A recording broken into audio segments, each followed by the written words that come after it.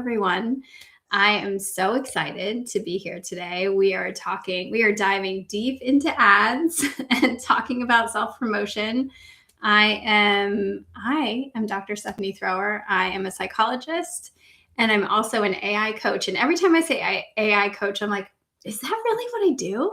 Right? But I help experts design, build, sell their courses and bring all those years of human expertise into something where people can learn and access it if you're not working one-on-one with them.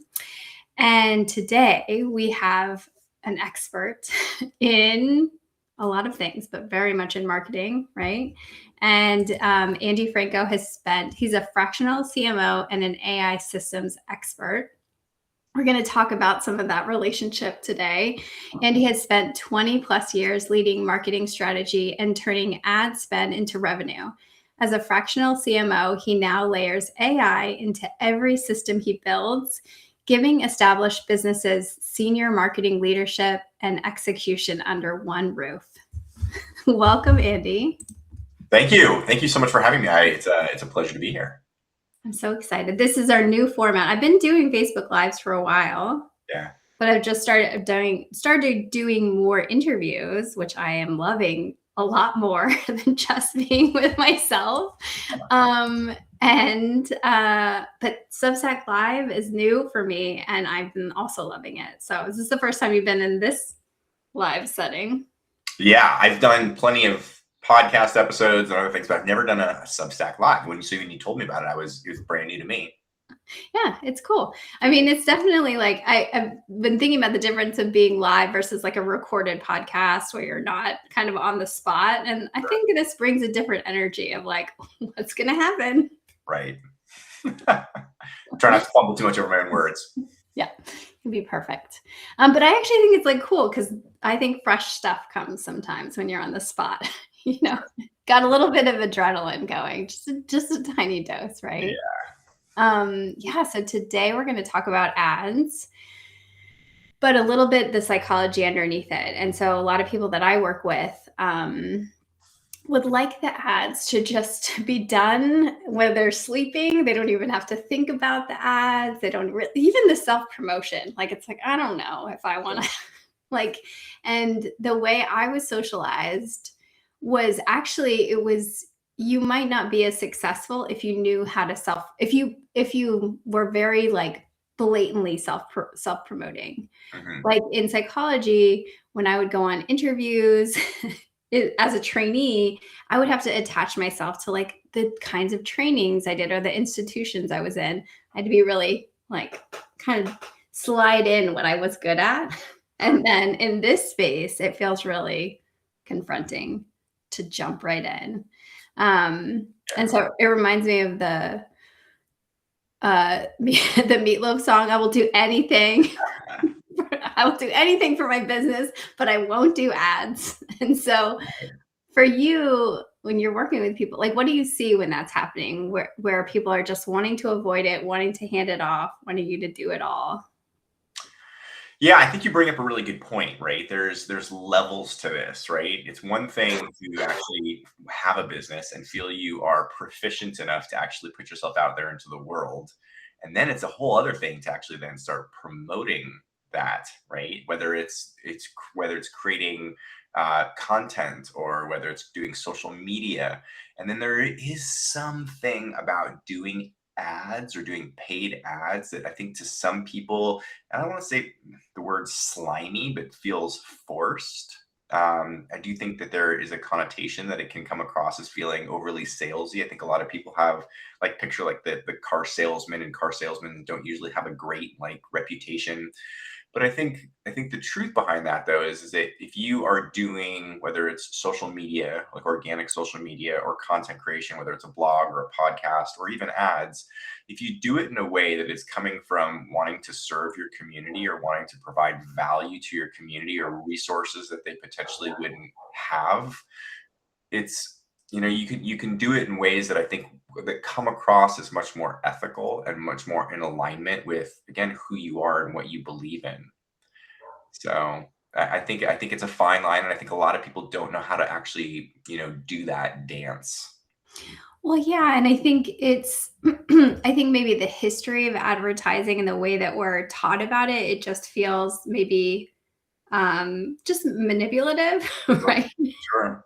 And so I think that you're right. It's the kind of that gut reaction, but I think the problem with that is we just end up avoiding it and not even learning about what makes a good like what makes good content, what makes good self promotion, what makes a good paid ad, right?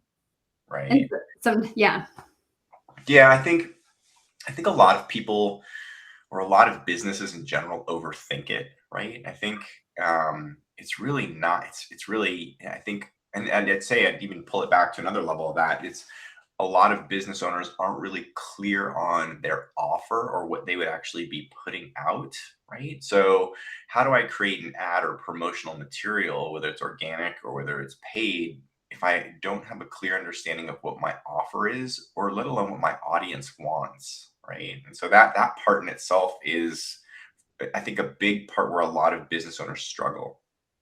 yeah, like the clarity is like if lack of clarity is at the paid ads standpoint, it could just go all the way tracking back to what is it I want to be selling, Right. and maybe even fear about like, well, maybe I should just be selling everything. Right. And that might make a bad ad, right? Yeah, I mean, especially in my world, when you speak to everyone, you speak to no one, right? So again, I think typically the most effective ads are speaking to a singular pain, problem, issue with a solution, right? Or an outcome that people want and need. Because at the end of the day, most people, when they buy something, they're buying the end result, right? They're not necessarily buying the training program. They're buying how I feel after the training program. They're buying, they're again, they're buying whatever is coming at the end of whatever the promised outcome, right? So they're buying how they're going to feel, or what's going to do for them at the end, and that's whether it's paid or organic. Right. People don't really want to buy the process of a thing. Right, right, right. And the last thing we all need is, for example, a lot of course creators that I work with. The last thing most of us want to do is watch another course or sit down to consume more content, right? Like, I mean, most people are pretty busy. And again, social media keeps us busy, keeps us constantly consuming. And to sit down and actually like read a book, let alone watch videos and then try and implement what's in a video training for most people, I think it's too much. Yeah, it is. Yeah, we talk a lot about that with trying to make our well, I do, especially trying to make courses much more interactive and engaging. So you're like actually in there as opposed to, like you said, that the process can be hard, even if it's like content you really need to learn, Sure. because we've all been in courses where like our mentors are like, hey, did you watch that one lesson where I talked about that thing? Yeah. I think the number one criticism I probably, if I look back at all my mentors, they would probably say to me, "Did you actually go through all the material?" And it's like most of the time, it's like, "Oh gosh, Yeah. yeah, it's Yeah. tough." And yeah, we'll talk a little bit about AI's role in all of this too, but Sure. kind of jumping almost to the other end of this is um when do you really need to have an expert, right? Like, so I think there's this like urge initially when people are early on to outsource all of their ads or even their being like, I just want a social media. I don't even want to do anything. I don't want to show up, right? Yeah. But then there's this space of, okay, when do you really need to invest and get the expertise, like someone coming in and giving you that, because you can do it on like you can take a course in ads, you can have someone do it for you, but yeah, what are some indicators for you that someone needs extra support? Yeah, so that's a good question. I think it really depends on what the goals of the business are, right? Like if like where are you in like, again, what do you have a concrete offer? Do you have actually something that you're actively selling? Are you selling it through organic social? Are you actively selling it through email?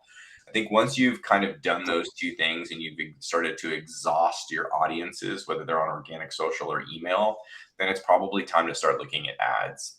The other part of that though is that ads can be one of the most effective ways to quickly test new offers, right? So, as opposed to like trying to do something organically, if you come up with a new offer or new, whatever, again, new product, one of the best and fastest ways to test whether there's market traction for it, if there's an audience who's going to be interested in that, is to run paid advertising, because you can do that without actually hitting your organic social, without hitting your email, exhausting them. But typically, if we're thinking about, is it time for me to run ads, it's, am I actively able to sell this to my audience as it is? Are people actively buying this? And then I'm trying to grow. I'm trying to expand beyond my community.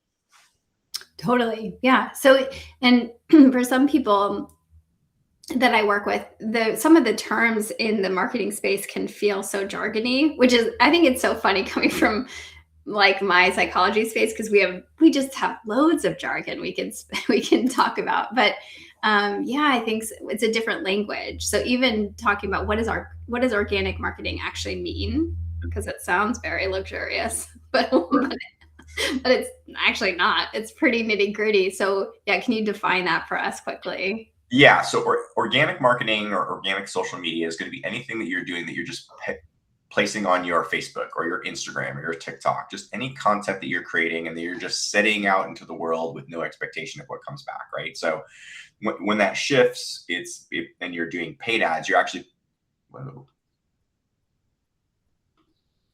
did I lose you? No, you're still here. My whole screen went black for a second. I'm so Oh sorry. yeah, sometimes it will sleep and then you'll still be there. Very weird. My apologies. Forgot where I was talking about. Remind me where was that totally caught me off guard. Yeah, so organic is Yeah. everything you're posting for, like, essentially you're not paying for anything, but Right. when you shift into paid ads, you are actually paying For Google, impression. Right. So Facebook. Yeah. TikTok, any platform to push out your promotions, your messaging. So there's actually different types of organic, right? There's organic social, so organic social media, where again you're just posting Facebook, Instagram content, TikTok content. There's organic search, right? Meaning you could be creating blog posts or videos. So there's like YouTube organic search, there's Google organic search. There's, now we're starting to see Chat GPT search, right? People are getting traffic from Chat GPT search. So organic content in general could have different mediums, but it's still organic content that you're putting out and that you're expecting either the search engines or these platforms, whether it's Instagram, Facebook, TikTok, other social media platforms, to then basically serve out your content, and then hoping people will find it based on your followers or just hashtags or relevancy or how you're, again, likes. But again, it's stuff that you don't have control over because it's on a third-party platform. Okay.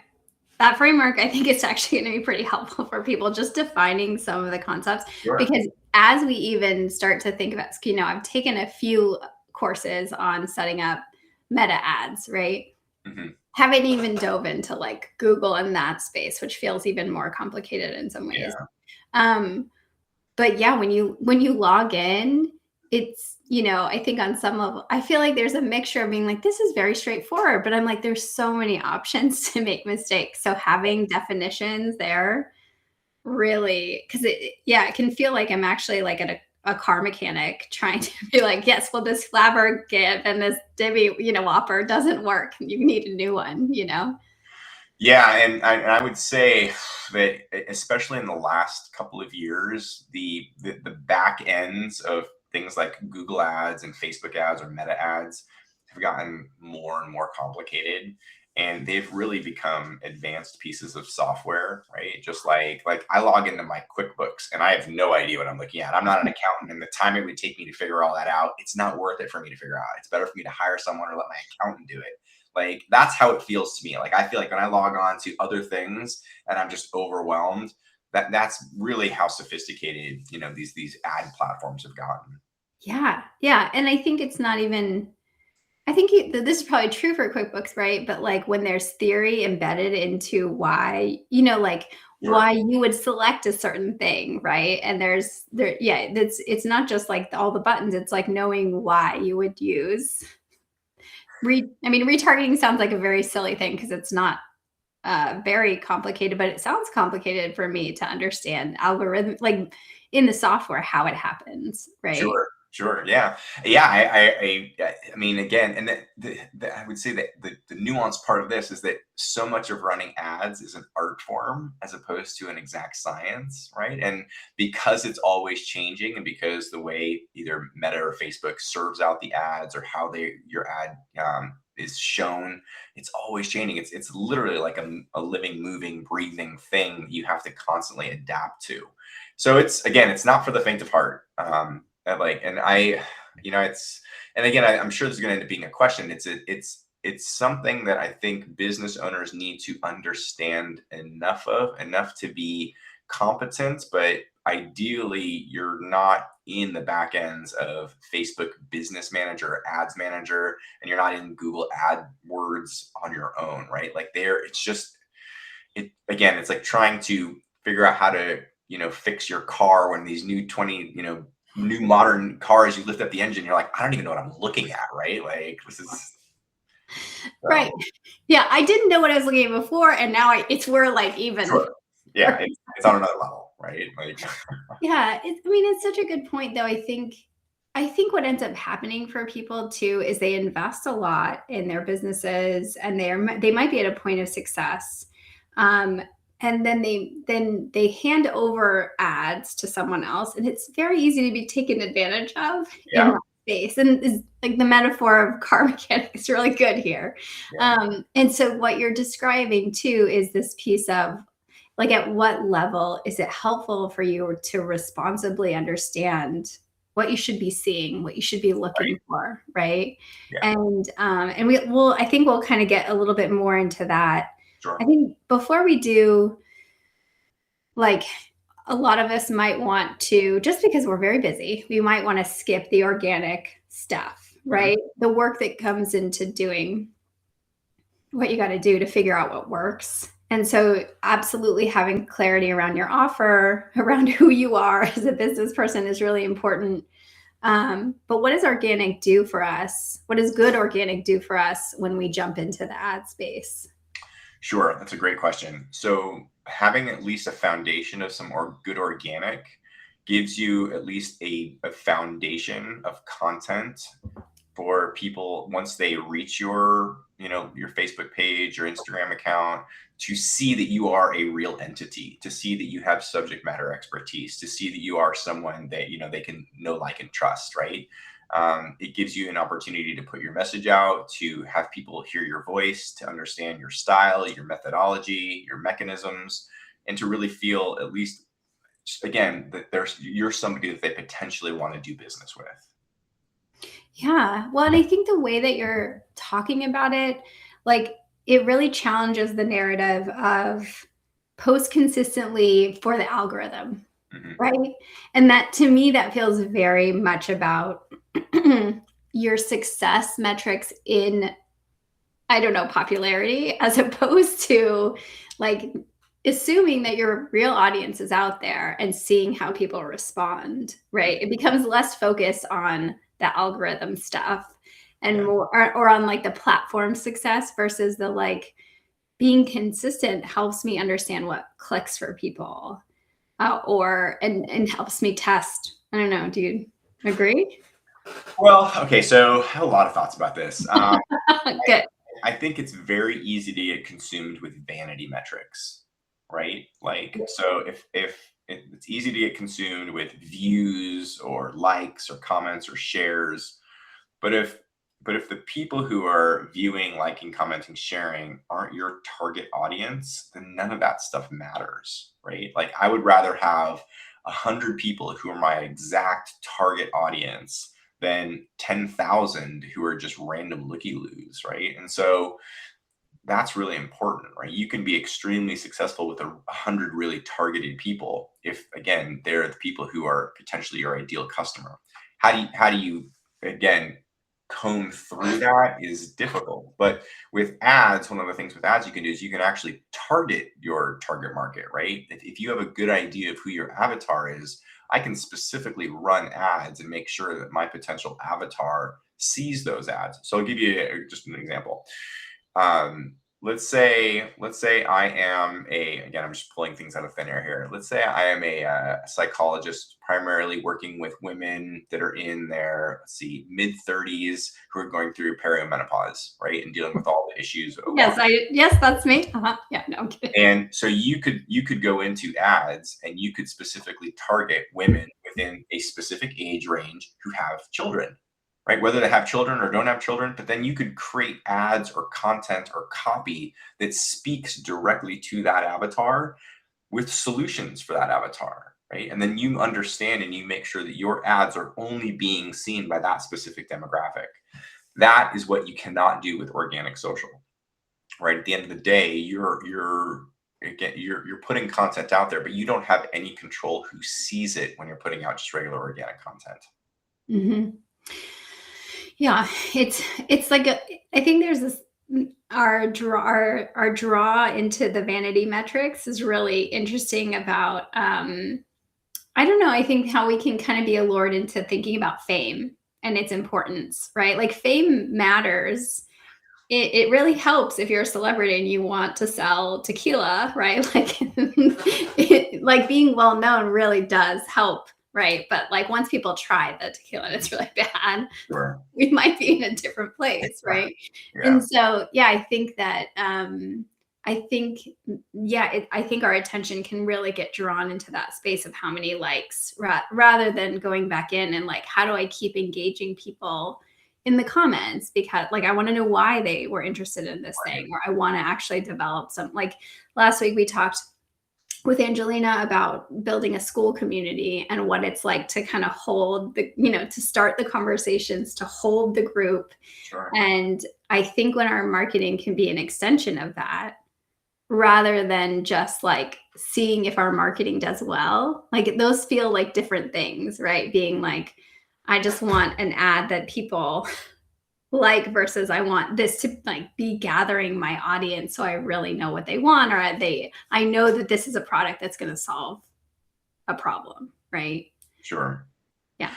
Yeah, I think again, part of there's a couple parts to that. It's again reaching those ideal people and then keeping them warm, right? Like how do you nurture them to the point where then once you put an offer in front of them, they feel again like they know, like, and trust you, and they feel like they want to purchase, right? So again, a lot of it is again it's relationship building. Yeah. So the medium within which it happens, it almost doesn't matter, right? It can happen in school and Facebook and groups, and email. Yeah. So when we were first talking, you were talking a little bit about Instagram ads in 30 minutes. And so Yeah. I wonder if we could kind of talk high level about what that looks like, because that sounds very appealing. Sure. Sure. 30-minute thing. It's like, I can do that. Yeah. I can get on the Peloton for 30 minutes, Yeah. So, and again, this is really interesting because I've just recently started teaching this kind of way of running ads, and I have not seen anyone else teaching ads this way. But you can actually run ads that will run on both Facebook and Instagram, and you can run those directly through your Instagram account. Now, you have to log on to your Instagram account through your desktop, so on your computer, but you can actually go in and run ads directly through Instagram, and it is exponentially easier. Exponentially easy. You don't have to deal with any of the crazy interface of Facebook Ads Manager. You can still do targeting.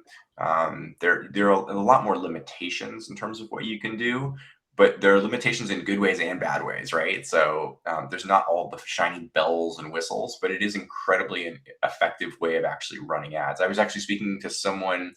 I had done a training last month and was speaking to someone who started running ads that way, and he was already closing new clients and customers for a brick and mortar location. I mean, just almost out the gate. So it works. It's just it's a different way of running ads. but it's more accessible. Much more accessible. Yeah, which is a great, like, I think that's kind of there's so many elements in running a business that is, especially if your expertise is developed outside of business, right? You're coming into this space, and I think that it is exposure. It's continued exposure where you start to learn the language of all of the things that we're talking about today. Yeah. Um, so are you doing trainings for teaching people how to do this? Yeah, I haven't done any. So I've done a couple inside of private communities, but I haven't done like any forward facing or public versions of it yet. But I've definitely been thinking about it because it's been getting such good traction and people are getting really good results for it, specifically for like geolocation, so like brick and mortar businesses or local businesses. It's just such an easy way of building out and running ads, and it can be effective with a very low ad spend, very easily. And it's different than the boost. You're From the boost. Different than the boost. The boost is basically going to Vegas and going to the casino and pushing the buttons. That's boost, right? This people don't know. Like, Yeah. like people with great big followings, like don't. I feel like I've talked to them about and they're like, no, that's. It seems like it works, but yeah, it does feel like you're just kind of at a. You're just amplifying whatever signal already is going to happen to the post, right? And putting some money behind it. Yeah. So again, with boosting posts, it is made to be basically it's made to give you like the dopamine of feeling like you're actually getting ads done and spending money and seeing oftentimes some vanity metrics, but not actually seeing any tangible result that you can actually like track or like ascertain whether this was effective or not. It is literally just meant to be a piece of candy to like again get you to spend money on ads. This is very different. I actually have one client who spends about 100,000 a month just running ads through Instagram like this. And is a dentist in Los Angeles, and so it's a brick and mortar location. Yeah. It's actually they sell dental veneers, and we are only running their ads directly through Instagram, and it's incredibly lucrative. The person I was speaking to the other day or just yesterday runs a martial arts studio, and is doing it this way, and is again getting new students in the door. So it's again for small business owners, especially if like this is a really effective way to run ads. Does it work as well for the weird space of being a therapist nowadays? Is a lot of us are telehealth for a state. Yep. And so does it work, or would it have, yeah. Yeah, I think you would have to understand like the parameters for how like a new patient onboarding would work, like whatever Yeah. the process is that you would go through. Do they? But there are definitely ways of making it, of testing it. Yeah, 100%. Yeah. Yeah. Yeah. I think a lot of people, because a lot of therapists are, they tend to be my people because I'm a therapist too. And so, yeah, that is a lot of people who are wanting to scale their business. So they want to have diversified income outside of the one-to-one therapy, right?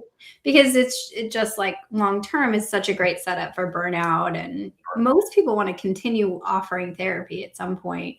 But it's like this idea of, can I have other income happening while I'm also seeing people one-to-one?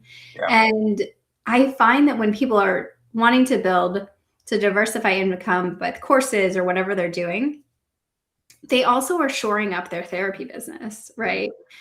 People tend to become out of network, or they raise their rates, they improve their marketing. It's like, it is interesting how training in one business like starts to like support the other pieces, right?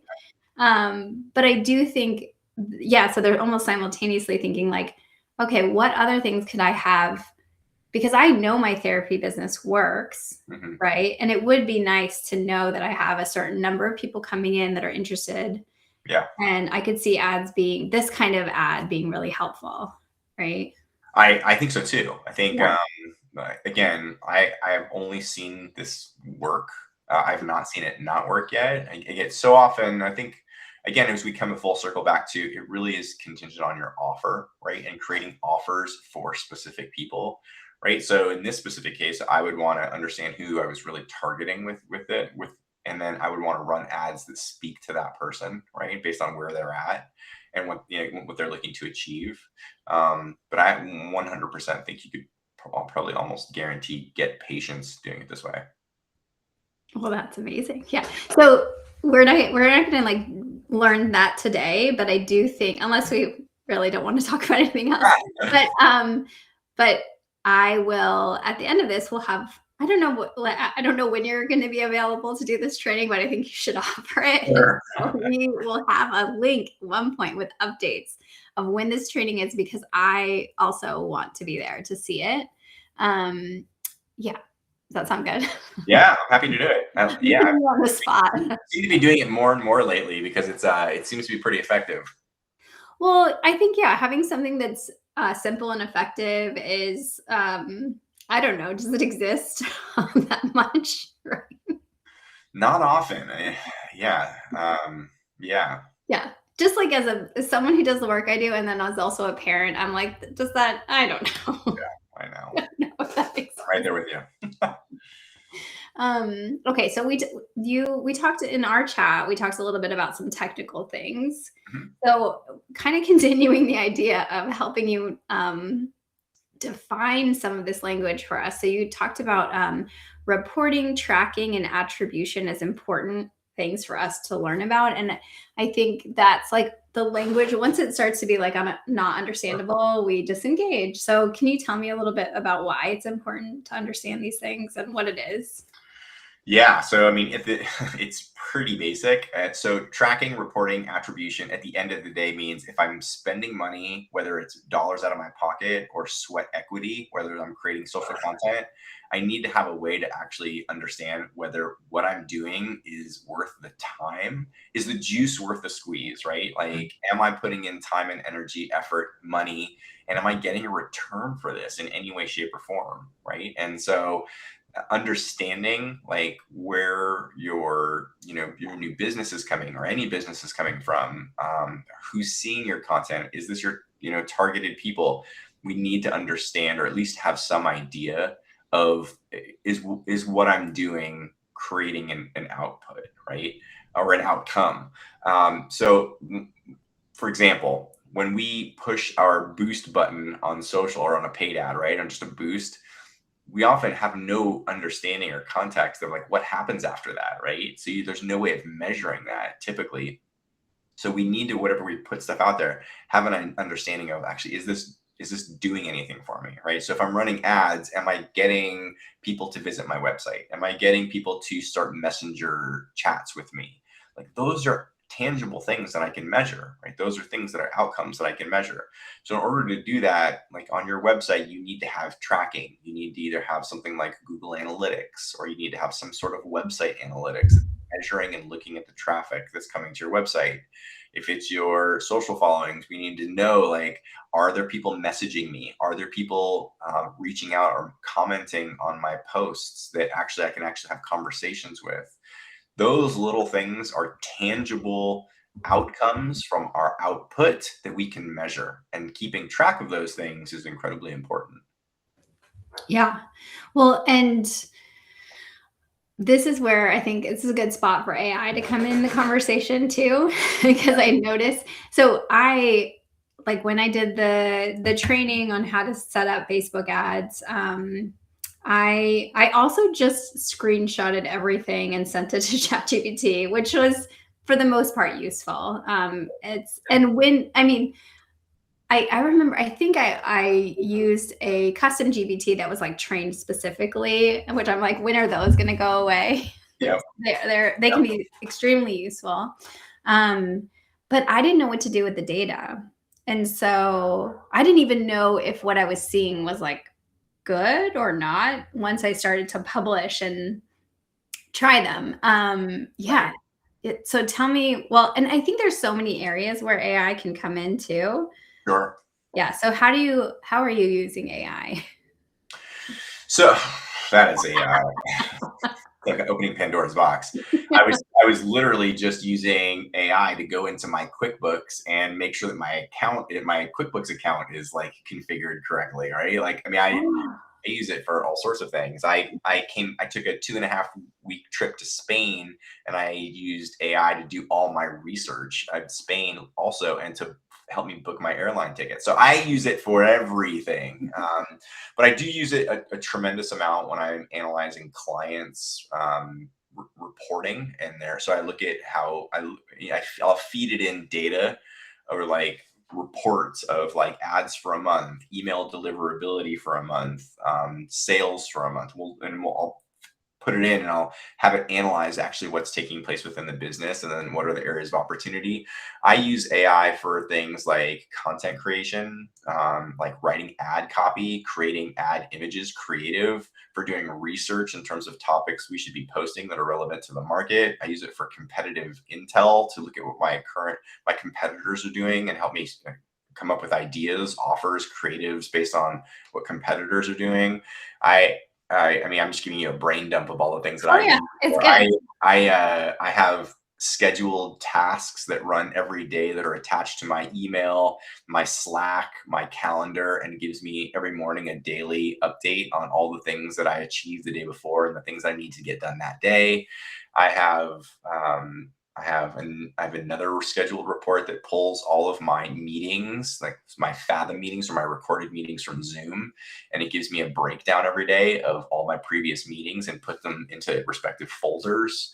I have another one that reaches out, that does outreach to all of the people who follow me on Facebook and Instagram. Awesome. Yeah, I again, if I can figure out a way to incorporate it into daily life, I that's the goal. Yeah. Well, and I think like I have like a good ads question, but I also have like a psychology Yeah. nerd question that I am so interested in people who are um there's like a person on Instagram that calls us normies, which are non-developers. and and I am so like from a vocational standpoint, I'm so curious about the people that just fly with AI. Mhm. And I wonder, like, I don't know, why do you think you've flown with it? Why has it clicked in these ways for you? Yeah, like I've always been kind of an early adopter of things. I've always been really curious about like what's happening and kind of jumped in with 2 feet and always been trying to figure things out to see if it's relevant or not. I think being a marketer, like at the core of my being, I think you always have to stay on top of what's coming because it will typically directly affect how I market or speak to people or figure out how to use this tool to reach my market or better reach my market. So I've always been an early adopter of all sorts of technologies and been very curious. I I tested it out. I had a client, a very, very large apparel client in, God, I think it was 2004, 2003. I can't remember. But I built an entire marketing plan for them with AI just to Mhm. see if I could do it. And then I had the light bulb moment of, oh my gosh, this is incredible. There's no way I could have done this amount of work just doing it, on my own without this incredible tool that assisted me in making things so much faster. It's not about, for me, I tend to think of it, it's not so much about like the quality of the work. It's about the speed in which it can actually get me to at least 50% there, 75% there, and then I can make adjustments to it. And the speed that it can get me started is really, to me, the gold seal of why AI is so valuable for me. Mm.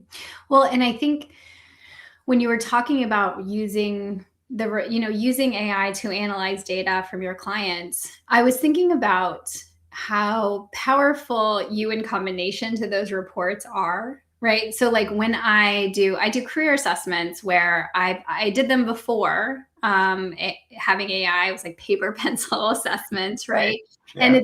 I love it because I get to get a broad sense of someone's career personality, profile, stories, the way their brain works, like all this stuff. Hmm. And now with AI, like I can feed it in, I can write the prompt and the analysis the way I want it to, the way I would analyze things. Yeah. And that's a powerful report. But when I go through it with a client, it's so different, right? Because I have the expertise to say, well, that's like kind of true. Or I really like that analysis AI, but also like here's the history of my work with people and what I typically see. And so it's like that's such a rich combination. So I'm imagining when you're looking at those reports, you're seeing the limitations of what AI is doing as well as it. Oh yeah, yeah. I could not agree with that more. Right? Like it's again, it's starting, and then then I layer my expertise on top of it to then help fine tune it. Let's put it that way, right? It gets the foundation done, and then I layer on either the corrections or it just saves so much time, right? And that again, that's for me what the biggest value is. Yeah, I think that's like the psychology too of like sometimes I feel like people really want a finished product and there's not a lot of back and forth. And that is where there's this missed opportunity when you're working with AI is like, yeah, that's a start. And what's next? So, what are some of the limitations you see with AI in the marketing or ad space? So AI still cannot, like, you can't just connect like Claude or ChatGPT to like Facebook ads or Google ads and say, "Hey, run my ads for me." That's not there yet. Will it be? 100%. It's only a matter of time. I do still think that they're going to be, again, these tools will only be as good as the person who's then viewing what the performance and then on the receiving end of the outcome, right? So I so make that a little bit more simple. So let's say I have an AI that runs my ads, right? Like, so what AI sees as happening may be different than the outcome that I'm seeing happening or the outcome that I want, right? So it will do its best based on extrapolating data and numbers, but those numbers across platforms don't always match up, right? They're not always accurate, right? And so, and you could apply that to just about anything, right? Like not just ads, but like there's always going to be like things that are lost in translation. And so it's up to us to then again like bridge the gap and fill in the holes of what's missing or interpret the data in a way that makes sense to us, right? And Yeah. to teach AI how what we're trying to do. Well, sometimes ads reminds me of like stats. Just like it's like, this idea of like the conceptual population versus the actual population, right? And so yeah, it is wild to see the kind of content that does well for me on LinkedIn versus Substack versus like it's just very and Facebook, it's just very different stuff. And that's about the people who are there who are not the same people, right? Yeah. And it's yeah, you can really get tripped up. I think what feels really important too is to emphasize the importance of data in your both your organic and paid is to take it seriously because it's such a benefit. Like that's why the tracking piece is so there. You're just like this is such a creative endeavor, but if you have data, like use it, right? And I think a lot of us might throw out content in organic and never take the time to pull out the best posts or to review what does that really mean, you know? Sure, sure. And what was the goal of this post in the first place? Yeah, Yeah. right. Yeah. This is so helpful. Yeah. Good. I Goal. think, yeah, I mean, I think that my screen just went black, which is it's very strange when it happens. You're like, Sorry. sorry, we're talking for so long, right?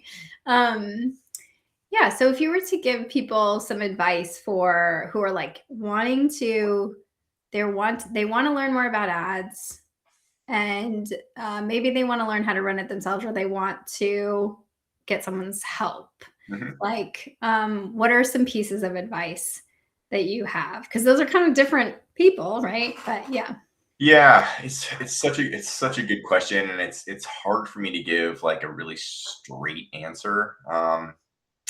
Because there are so many ads managers who really don't know what they're doing and the platform changes so quickly and so much it's really easy to be taken advantage of. I think if you're going to hire someone or you're going to get someone to run your ads, you need to have a clear understanding of what your objective is, right? Like let's say I'm a brick and mortar business or I'm a therapist running and I want to have, let's say, telehealth, patients. Then you need to say, my goal is to, and again, I'm depending on what the process is, like I need, or my expectation is 5 new patients a month, right? 5 new patients a month. Now we're going to have to at some point understand how many leads that we're going to need in order to get to those 5 patients. And so there might be some time where you need to figure it out, but setting the expectation of I need 5 new patients a month. And then Like, what's it going to take in order to get that, right? Is it sales calls? Is it like, is it a form? Is it a screening? Like, what is the process for that? And then setting the expectation for whoever is running your ads, and understanding, again, part of that also is like, and again, it's just getting a little more convoluted, is how long do telehealth patients typically stay with me for? So, right, like, so one of the most important things is understanding the lifetime value of a patient, right? And it sounds really, honestly, it sounds Of a patient, right? Totally. shitty. I mean, because again, you don't like, especially if you're providing like a mental health, Yeah.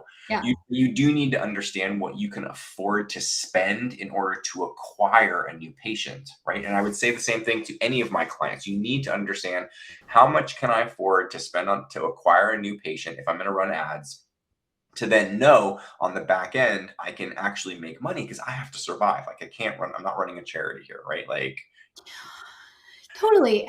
Yeah. I mean, everyone's got debt. Like, totally. Yeah, yeah. yeah. So then, like, then you need to be really specific with the ad agent, at least having it in your mind, maybe doing the calculations. How long does a telehealth patient stay with me for, right? And if let's say I have again, I'm just pulling numbers out of the air. Let's say I know a telehealth patient potentially stays with me for 6 months, and I see them maybe twice a month, and then I can do just some rough math, like, and figure out, okay, well, they spend about this much with me.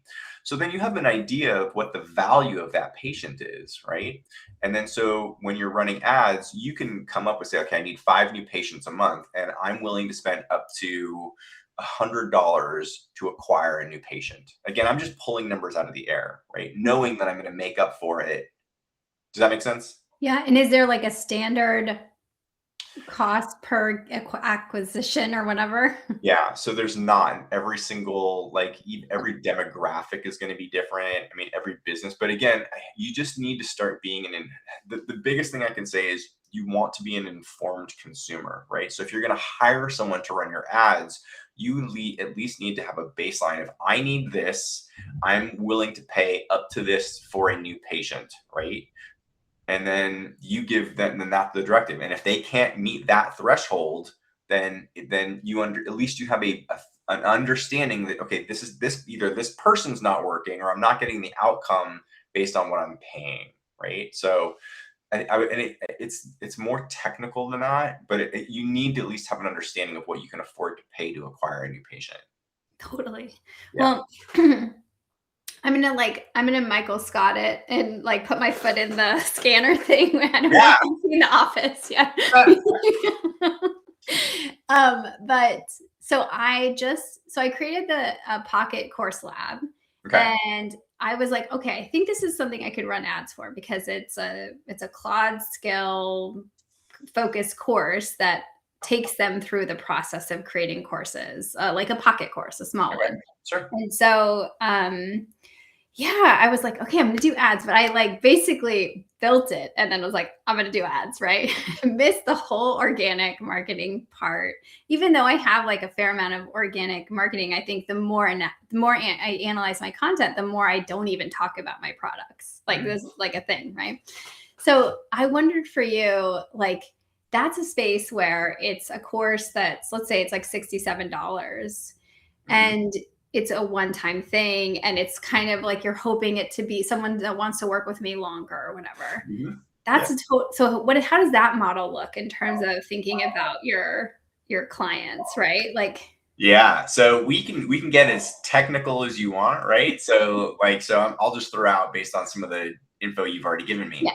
Like, so if you want to work on with them one-on-one as a telehealth patient, No, so this is just this for my coaching for your coaching. business.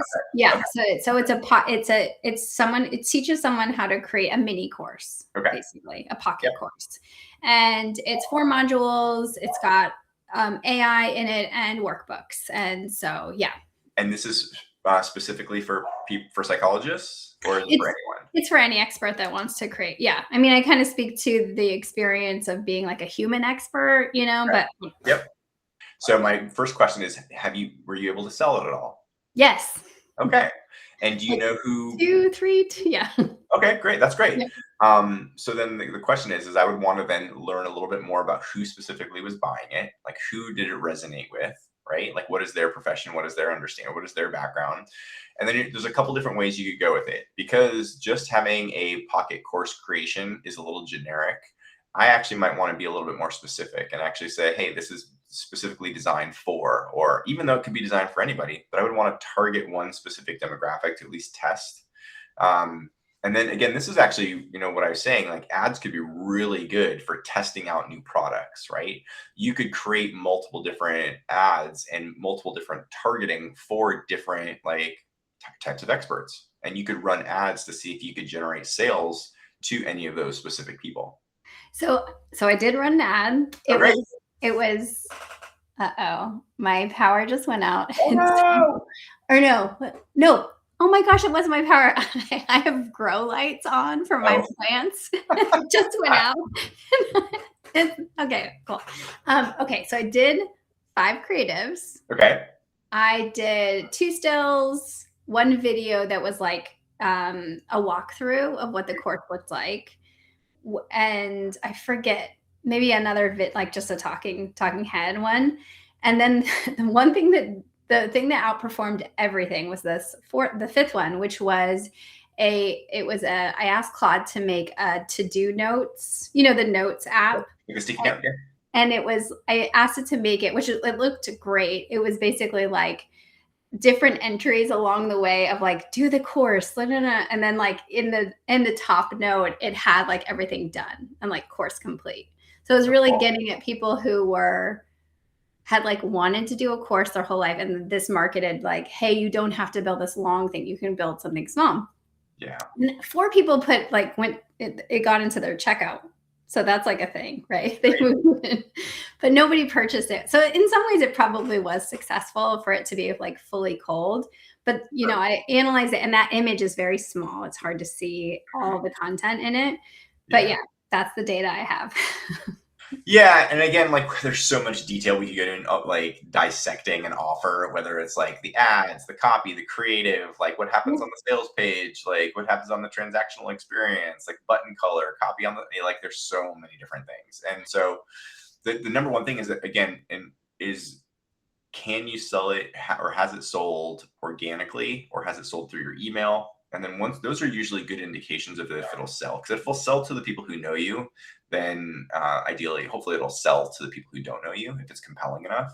But everything is in the offer. I mean, like everything is in the offer. It's so true. And I think when I think about it, I think it was the person who, like one person that bought it, like she'd been following my stuff and was a constant liker. So it wasn't, she didn't just know me, she really knew me. And so that is a whole different ball game, right? So you're bringing up something really interesting, though. Is that like so Google for years has been doing like this data, and I can't actually remember. I used to have it. I haven't seen it lately or pulled it up lately, on how many touch points somebody needed to interact with your content before they felt comfortable purchasing from you. And over the years, it's gone from like 4 times to 6 times. I think the last time I read it, it was like people need to see and or interact with your content 11 times before they're comfortable purchasing from you, right?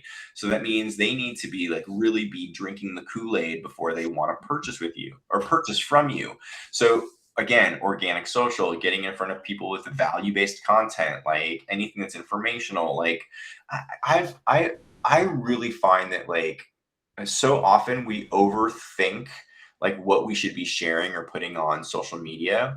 And if all you did was literally just post the things that you specifically are interested in, or the questions that are coming across your life, whether it's your patients or people in your industry are having, if you literally just post the things that you're interested in and the things that people are asking you questions about, like that would be enough, because it's topically relevant, right? And if odds are, if you're interested in something, that other people are interested in it, and ideally those other people are going to be your target market, right? Because you're interested in the same things, and maybe you have knowledge or expertise that they don't have.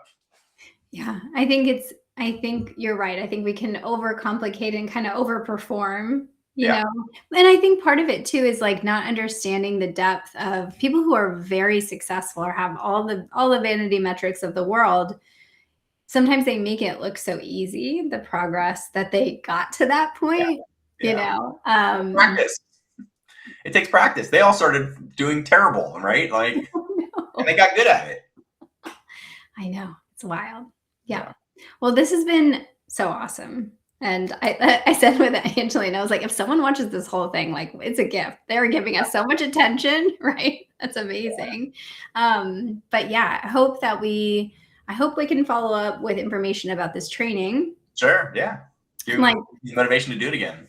yeah, I think we would. I mean, and if you want a test subject to show, like I'll do, Sure. I'm happy to, Yeah. even in my like, I think I have both businesses, right? But it's so helpful to like get into the detail and start to talk about. I think it gets so conceptual, and then you start to actually do it, and Of then you get course. to see the level of okay, this is what it means in action. It's not that fancy, right? Um, Well, I will tell you, like when I mentioned to you 0 to 30 minutes to ads, like it really is that fast and it is that easy. It is. I mean, it is so mind-numbingly straightforward. awesome, yeah. Yeah. So like we kind of need it this Yeah.